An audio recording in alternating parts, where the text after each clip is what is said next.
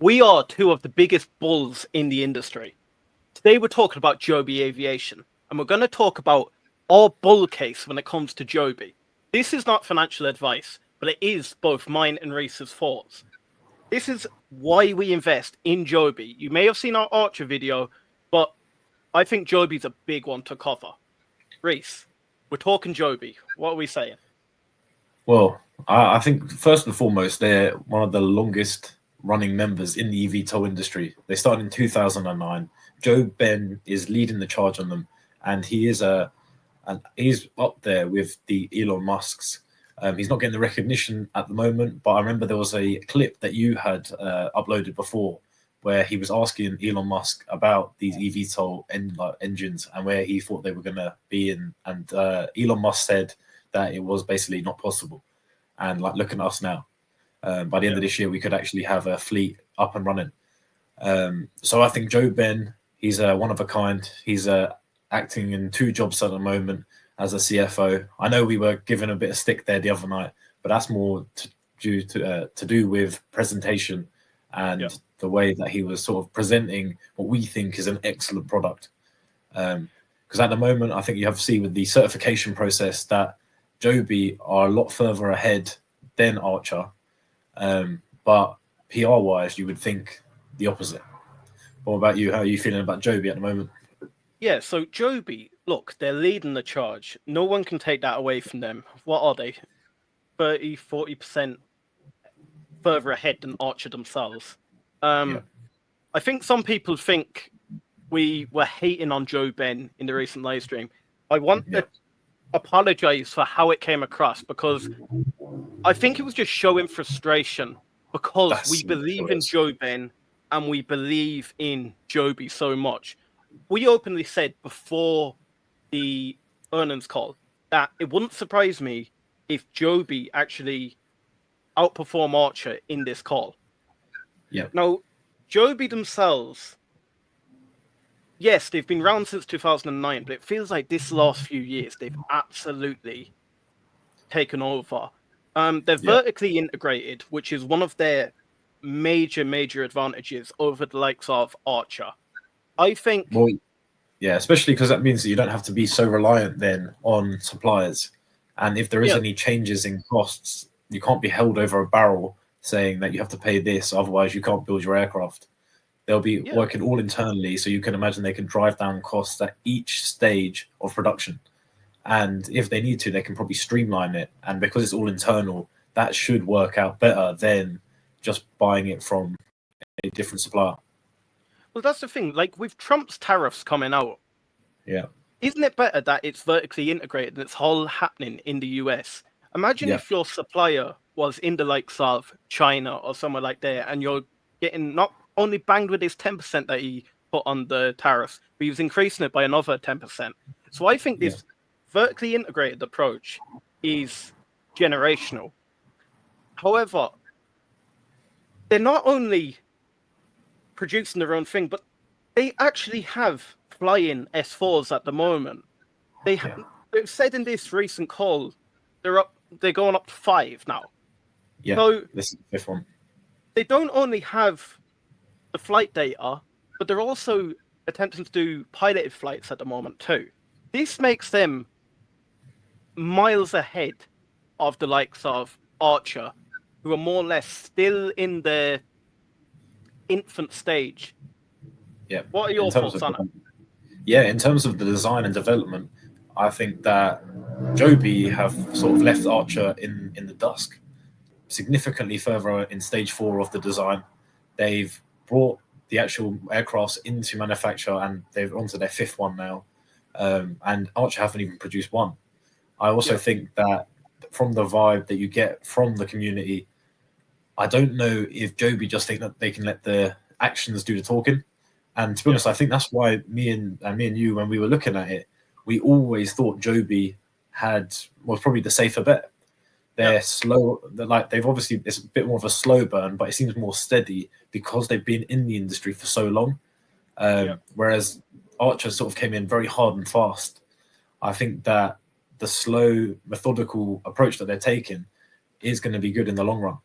And the other thing is that they mentioned, so I do know it was discussed in the call, was about they've actually delivered 2 aircrafts to the Department of Defense. Yeah. So I know that they've obviously Archer have got that contract with Anduril, and I'm pretty sure it has got an exclusivity agreement. But does that mean that there is still a window of opportunity for Joby? Yeah. We don't know. And the fact that they are mentioned in their earnings, they did mention about defense, and it makes it look like they're gearing up. And it'd be a typical Joby thing to not release any news and then just dump it on us. When it's been actually formalized, signed, the I's are dotted, the T's are crossed, they would be going, here you go, we've actually got the same deal as Archer. Yeah. And or then similar. Another thing, like, I started looking at too, is when Archer first came out with their Archer defense side of the business, I openly said, are they biting off more than they can chew? The one thing I cannot fault Joby for is they are going full steam ahead for certification. They plan to be operating by the end of this year, going into the start of next year.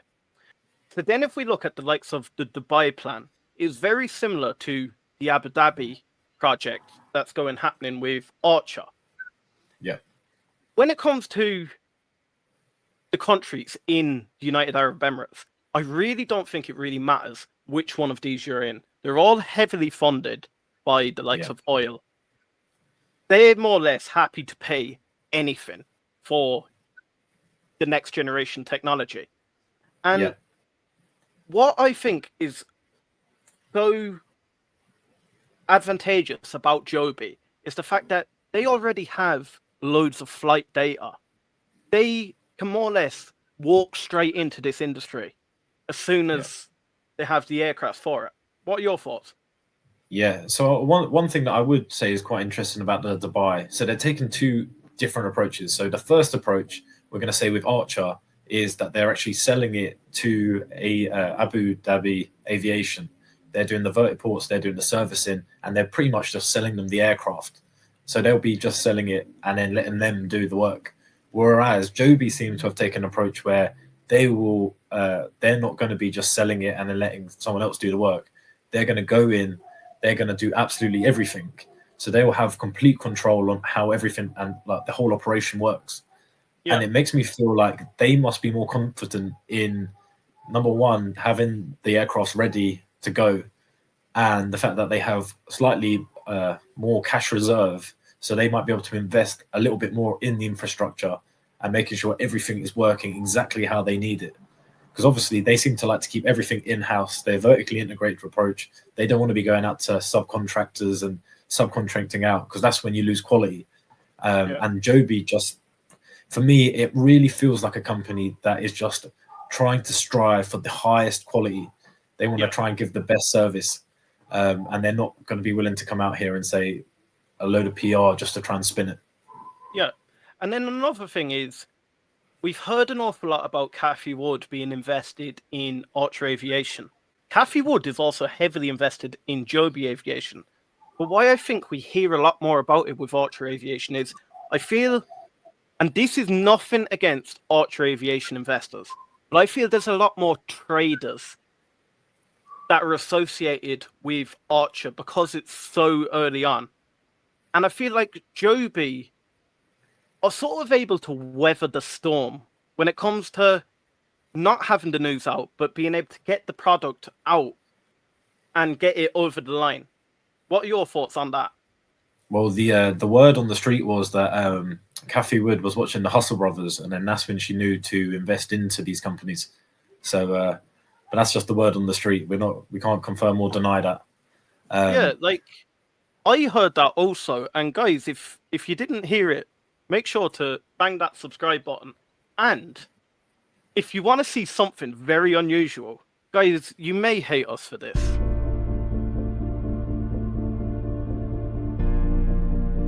Joby Aviation. There's never any news, but you're going to want to watch this. This is the Hustle Brothers bear case when it comes to Joby Aviation. Now, there's going to be a quick disclaimer here. Both myself and Reese are the biggest Joby bulls there are. Literally, you can tell us bare facts and we will always counter it. However, we're going to let you in on a few of our bare thoughts when it comes to Joby, because we want to be 100% honest with you. So, Reese, we're talking bear case. Yes, you've heard it, guys. Bear case when it comes to Joby. So I think first and foremost, we need to address one of the biggest bears we have on the channel, and that is Bag of Holding. So he's always telling us Joby will not be able to lift 200 pounds over 5 miles. So obviously this is a huge bear case. What's your thoughts on that? Do you think that they'll be able to do it? Well, do you know what? I think they should put it to the test on some occasion. If they invited the two of us to Joby's headquarters and two 100-pound men. Yeah, two 100-pound men. Now, I might have to like bulk myself up for it, but I reckon I could get over the 100 pound. I'd be interested to see, could they lift us 5 miles? What are you thinking? I think obviously everyone's come here for the actual bear case, but that's been one that's been asked probably on about 4 out of the 9 eVTOL weeklies that we've had. So I thought we'd better put that one to bed right now. Yeah. But genuinely into the bear case, I think we probably covered this in a video before, but obviously the adoption of these aircrafts and these air taxis is going to be vital. Like, we're going to have to get to a stage where the consumers feel confident in this technology and believe that it can be done. I don't know how you feel about that, but I think that could be the major one, really. So, see, my biggest doubt about public adoption, I want to explain this to the guys. I do believe eventually they will be publicly adopted. However, at the moment, we're going through a bit of a mad time in the world where there's quite a few aviation disasters that are happening. You're getting helicopters being crashed into, you're getting planes smashing into the runway, and then you get the likes of Boeing having their problems. And you've seen how controversial that has been with Boeing. Yeah. Now, I'm going to jump into my thoughts on that further on in the video. But when it comes to public adoption, you need to think, all of us guys here are the biggest eVTOL bulls. We all believe in the technology and we can't see why it'll go wrong. But take your investing head off for a second. Could you imagine your grandfather or the 60-year-old woman down the street who's doing her shopping getting into one of these eVTOLs and flying away when she won't even get into the likes of a commercial airliner? Like, how many of you guys, please tell me, how many of you guys have actually flown in a helicopter? Because I'll be dead honest with you, I have never flown in a helicopter. Have you? I have actually, I've flown in it once. But it's an impressive thing. Yeah, it was incredible. I really liked it. But obviously now that you see these accidents and stuff, it will just create fear in the market, or just fear in consumer confidence in all probably aviation. I wouldn't even limit it just to eVTOLs. But back to your point about the 60-year-old woman, it even gets to a stage where I know a few times I've had to book my granny an Uber, and an Uber is such an easy app to use, very easy, very simple, and I've downloaded it to her phone, I would say no less than 6 or 7 times. And I've explained it to her how to use it, and every single time she ends up picking up the phone and just ringing the local cab. She picks up the phone and she just rings the local cab office. And I think that's just basically like an older generation thing, and it's gonna be very difficult because people get very stuck in their way and they get very used to using what they know. People stick to what they know. It's the youth of today that will be moving and going further abroad and trying out these new things. And that's why I think it'll be imperative that Joby, and I think we'll probably cover this later in the video, their PR needs to be on point with this, because they need these big influencers. We're talking about the superstars like the footballers. We're talking about the American footballers. I imagine there's singers, actors that they need to be getting on board, and they need to be showcasing that they've been on this and that they've given it their stamp of approval, saying that I validate this technology. It's safe to use. I brought my family. We had a great time. It was quick. It saved half an hour of my time, because that's the other thing, is that people want to save time and they want convenience, and then the fact that you're going to get a great view as well. Yeah. Like once it does get adopted on the mass, everyone will want to do it.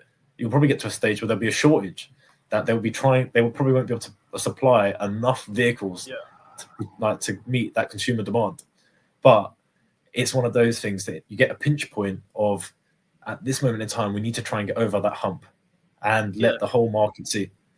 And I think the later on in 2026, when it does go over to Dubai and they start over there, I think that's the first step on this long journey that we have as eVTOL investors. Yeah. Like, the one thing that does scare me is, look, we're looking at the prices of like yellow taxis in New York or black cabs in London, yeah? But between me and you, we're talking about, okay, the younger generation will go after these eVTOLs because they're more accepting to new technology, yeah? You don't have the likes of your 60, 70-year-old, 80-year-old Irish people that have never seen a helicopter, let alone an electric aircraft, yeah? So I'm going to be honest with you. When I was younger, I want to ask you, Grace, specifically. When I was younger, when I was 21, 22, 23, did you have 30, 40, 50 quid to spend on the likes of a black cab or a yellow taxi in New York? Or did you use the likes of your public transport, like your buses, for 2, 3 quid to go the same distance? I think, in terms of that, I'd agree to you. I think the age might be different. It might be the 17, 18, 19. I think when you get into 21, 22, you maybe do get a little bit more influx of money, and it depends on where you're going, doesn't it, at the end of the day? If you're flying to the airport, which a lot of these trips will be, I'd say, well, for me personally, it cost me 60 to 70 pound. Or you might go an alternative route, but 60 pound would probably be the minimum, I'd say. So it is that sort of similar price range. But obviously, if you were just going, I don't know, into town, you might just jump on the train or get a bus, because it would have saved you a few extra pound. Yeah, and then thinking about it, like, by the time this gets pushed out and to the masses, like, these 17, 18, 19-year-olds will now be 27, 28, 29, and we're then pushing the public adoption up. So by the time we actually do get out to the masses, is this older generation and younger generation no longer a problem, because we've actually filled that gap with people who are now accepting this not so new technology? So we got to think, as eVTOL investors, we've heard about this technology for the last few years, but the majority of the general public have never heard of the likes of a flying car, an electric air taxi. So I think the PR is the big thing Joby needs to hit. And guys, you may hate us for this, but JoeBen is not the man for doing the public speaking of the company. He is unbelievable when it comes to running the business, being able to get certification over the line, I believe. An engineering genius. But the earnings call was a joke. And I think we did go a little bit too harsh. However, like, there's valid points that can be made. It sounds like your local takeaway shop speaking when you hear him talk. I feel like it was more born out of frustration that we see this company and we see how all of the good points they have, and we just want them to be able to showcase it. Because the reason why we know why this company is so good is because we're researching it every day. But we have to look at the layperson who's not doing the research, and all they're doing is they're scrolling Twitter, or they've read a quick tweet, they've looked at a YouTube video, and one of the companies obviously is absolutely spamming it, and they're getting 90% of the feed.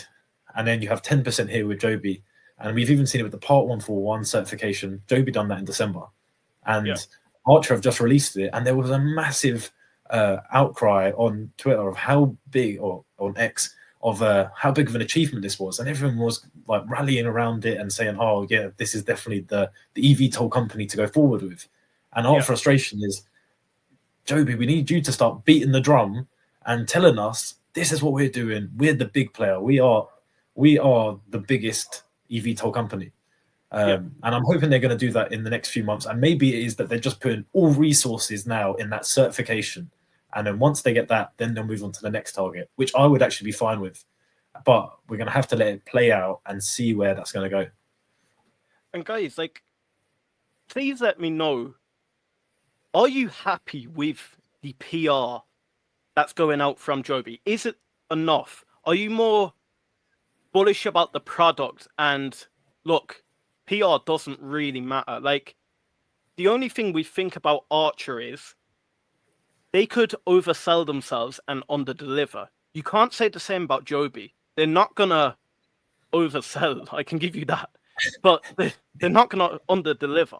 But like, really, if you want to think about it, if you want a bull case on Archer, make sure to check that out next.